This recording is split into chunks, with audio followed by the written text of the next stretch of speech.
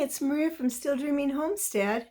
Glad to be back with you today. I'm going to be taking 3 of my granddaughters home later today, so I'll be in town and I'll be able to download this video. I don't think I got the last one on this series downloaded yesterday, so hopefully I'll get it all downloaded today so you can catch up.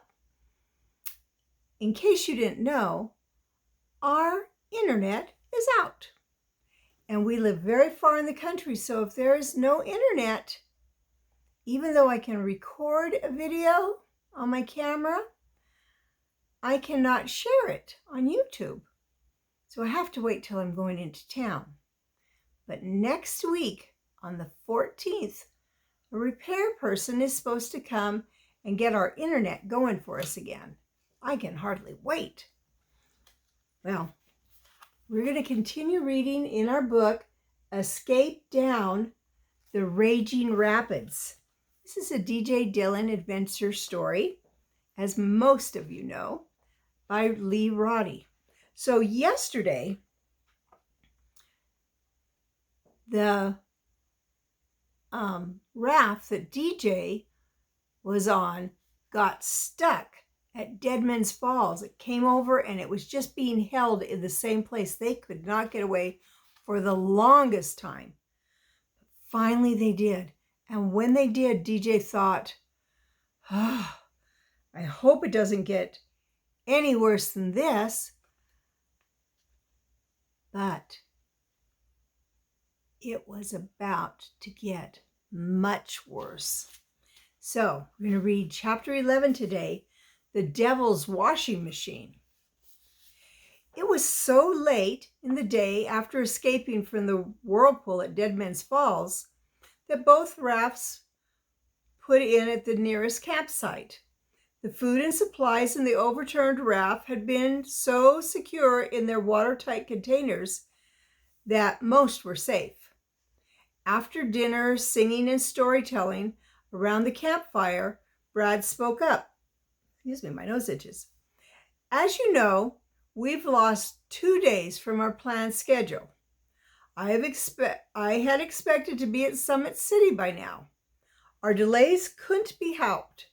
I don't expect any more lost time though, but you should know that the river downstream is worse than anything we've seen so far. Renee exclaimed, "We don't care, it's fun." Everyone agreed happily except DJ and Alfred. They just looked at each other in silence. The other rafters were on the trip to enjoy themselves, but DJ had a time bomb ticking inside of him because of the flea bite and the danger of the plague. To him and his best friend, escaping down the raging rapids wasn't their idea of fun, though it was certainly exciting and dangerous. Brad's next words made DJ's heart leap with new concern. "Tomorrow morning," Brad continued, "we'll run the Devil's Washing Machine. Its name is well earned. Just beyond that, we'll reach Summit City, where we'll get a doctor for Odell's broken leg and—" DJ sucked in his breath, afraid that Brad was going to accidentally reveal DJ's health problem. But the head guide concluded, "So I suggest you all get a real good night's rest." Half an hour later, DJ and Alfred lay in their sleeping bags in the darkened camp. There were millions of stars in the sky, nearly free of any forest fire smoke. DJ tried not to think about the germs that might be spreading throughout his body, but he couldn't help it. "Alfred," he said softly, "do you ever think of dying?"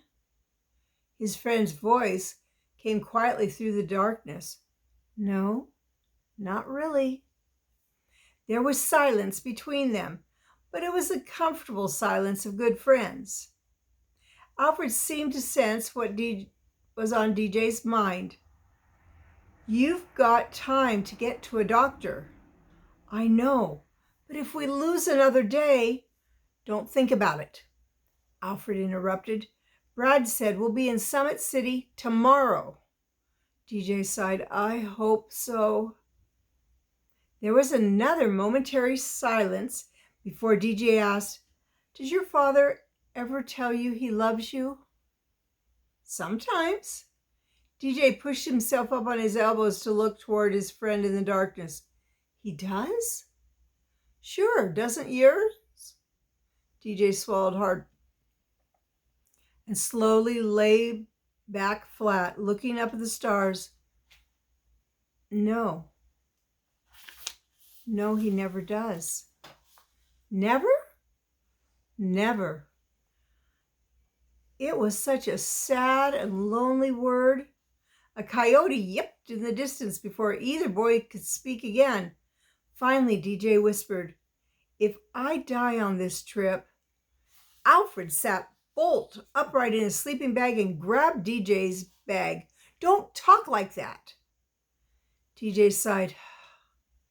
Well, anyway, there's one thing I want more than anything else in the world. What's that? DJ didn't answer for a moment. Finally, he said very softly, I wish my father would hug me. He never does that. I wish that he'd tell me he loves me. I mean in words, so I can hear them and remember them forever. Alfred didn't reply, so DJ finished in a sad, lonely voice. But he never has. I guess he never will. At Stony Ridge, DJ's father and brother Paul were walking away from Grandpa Dylan's little house after making sure the old man was all right. The big lay pastor played a 2-cell flashlight on the rutted way that led down to where Dad had parked the car. I guess that means he was shining it so they could see. Sam Dillon said he's taking it pretty well.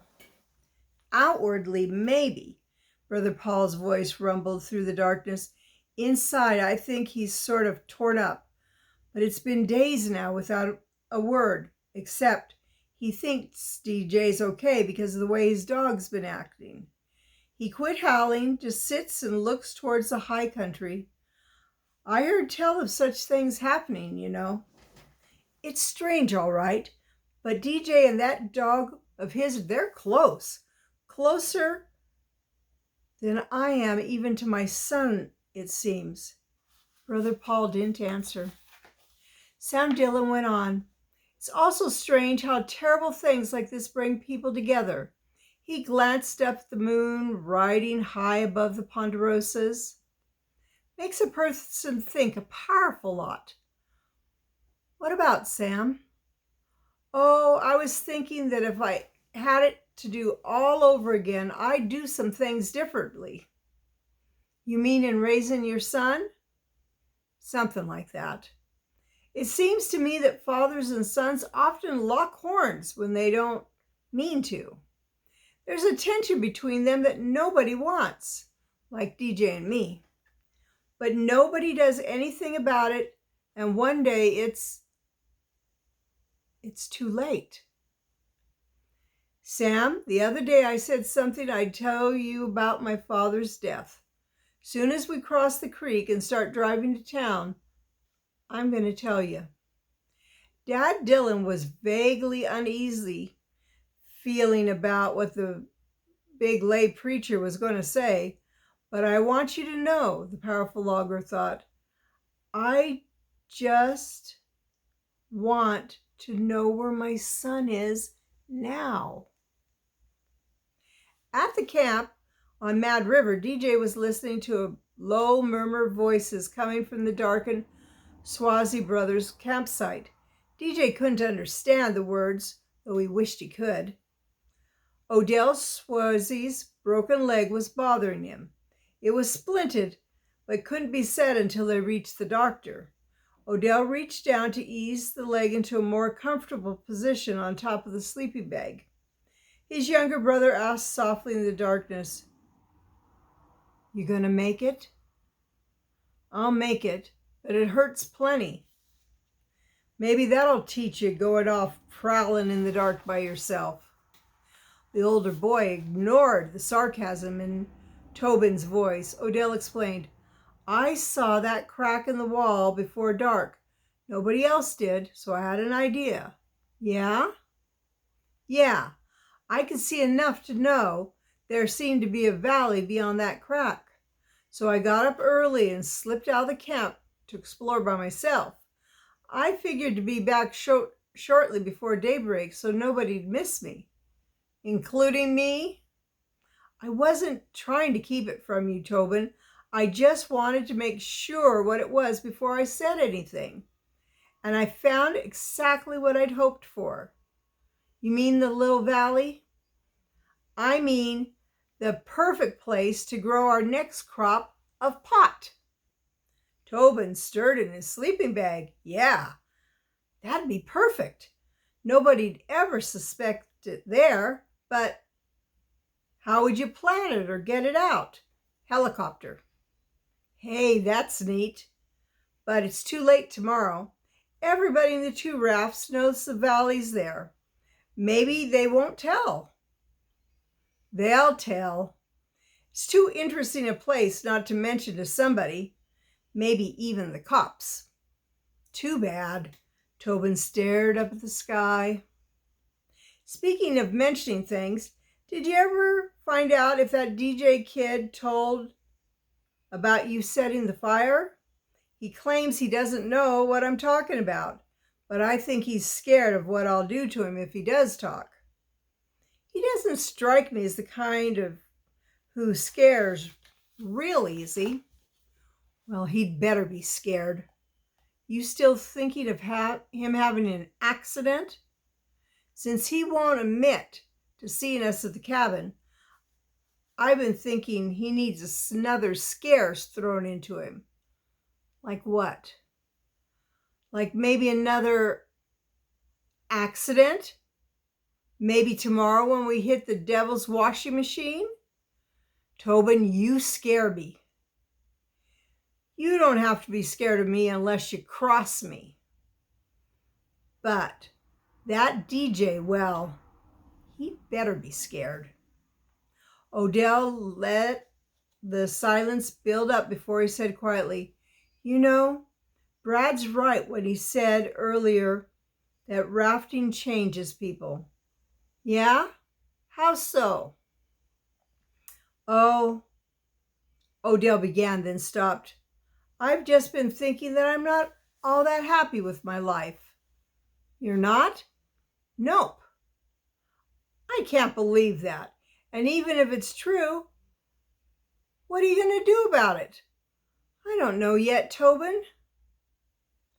Outside of Stony Ridge, Dad Dillon's car pulled away from the creek near his father's house. As the car turned down the paved road, DJ's father spoke. Brother Paul, you were going to tell me about your father's death. So I was. The big man rumbled in the soft darkness of the car. Well, oops, there goes my clock. I'll pause. I'm number 7. My father was a hard-working farmer, honest as the day is long. But like many men, he wasn't the kind to show his feelings. Never once did he tell any of us kids he loved us. Not when we were babies, not when we were growing up or getting married or anything. Not once did he say that to us until Brother Paul's voice seemed to break. Dad Dillon kept his eyes on the road, following the headlights as the car ground down the steep, curving mountain roads. In a moment, the lay pastor continued, My mother died right after the last baby was born. I was just about half grown then. The older sisters took care of us, and Pop never remarried. Well, like kids do sometimes, I thought my father was a hard, uncaring man, so we didn't get along too well. I didn't like him much, yet there was one thing I wanted him to do. Just one thing. If he'd once say to me, Paul, I love you, I think maybe things might have been different between us. Well, One day we had another argument, and I took off on my own. I was gone about 3 years. Never wrote home, never called, figured Pop didn't care. But I had one sister, the oldest, who knew where I was. So when she called me when his voice trailed off. Dad Dillon waited a while before prompting. She called. Long distance from Oklahoma to California. Brother Paul's voice was low and soft in the darkened car. Sis said our father was dying, and he was asking for all the kids to come see him. I didn't have any money, so I hitchhiked across the country in the dead of winter. Nearly froze. Nearly starved. Took me 9 days to get home. When I got there, the big man's sentence was left unfinished. Dad Dillon waited in silence, steering automatically, but his heart was speeding up as he anticipated the end of the story. The deep bass voice continued, I was too late. The family waited as long as they could, but they didn't know where I was or when I'd be there, so they'd held the funeral. Afterwards, when they were all sitting around, they told me what? Again, he left that unfinished. Dad didn't say anything. He waited, eyes on the mountain road, his mouth going dry. The lay pastor said, my brothers and sisters told me what happened in the last days of our father's life. One by one, Pop called them in, all 12 of them. He started with the oldest and working down, skipping me, of course, because I wasn't there. He told all of them the same thing, and yet not one of them told any of the others until after the funeral. One by one, Pop held out his old arms and gave each one a hug. Then he called each one by name, looked them right in the eye and said, I love you. 12 times he said it. He'd never said it in his life. Not one time. Not to any of us 13 kids. But on his deathbed, he said it to everyone but me. I got there too late. Dad Dillon's eyes were starting to feel hot and moist, so he had to blink to see the road. When Brother Paul spoke again, his voice was barely audible. Sam, I never got my hug. I never heard the words I wanted my Pop to say more than anything in the world. Paul, I love you. The big man's voice snapped off abruptly. Sam Dillon took a long, shuddering breath. He let it out a slow sigh, but didn't say anything. Brother Paul spoke again, but this time his voice was stronger and firmer. The rumbling power was back. Sam, when you see that boy of yours again, I hope you'll remember what I just told you. Sam Dillon didn't answer. He kept his eyes on the road.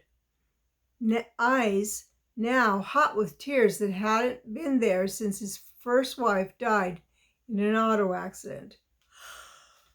Excuse me. He stared into the night, hearing the wind's lonely, sad sighing in the treetops under which the cars were passing. The next morning at Mad River, Alfred exchanged places with Renee so she could be in the same raft with her father. That put Alfred in the second raft with DJ. He was glad his best friend was with him, though the rapids immediately became so turbulent that the boys had no time to talk. In 2 hours, they were bouncing crazily in the middle of the wildest whitewater DJ had ever seen. He called to Alfred, "The Devil's Washing Machine is a good name for this place." Before Alfred could answer, Connie yelled, "Jump to!" It was a command DJ had heard often enough in the last few days. It meant the crew was to leap to the high side of the raft to keep it down so it wouldn't flip. Immediately, DJ obeyed, but it was too late. The craft smacked hard against a huge boulder. DJ felt a severe shock wave pass through the boat as it rode up on the rock. DJ was thrown forward, face down. Out of the corner of his eye, he saw someone sail overboard. DJ's legs solidly wedged under the rope thwarts kept him from going overboard. When DJ raised his head, he saw a terrible sight. A pair of tennis shoes attached to legs in a wetsuit stuck straight up out of the water. That person was pinned head down between the raft and the boulder. But who was it? Ugh, that would be a horrible sight to see. Well, I'll read again tomorrow, and hopefully I can get it out to you. So it's Maria from Still Dreaming Homestead. I want to pray blessings on you and yours, in your house and out of your house, in the day and in the night. And whatever you do, keep dreaming. Bye-bye.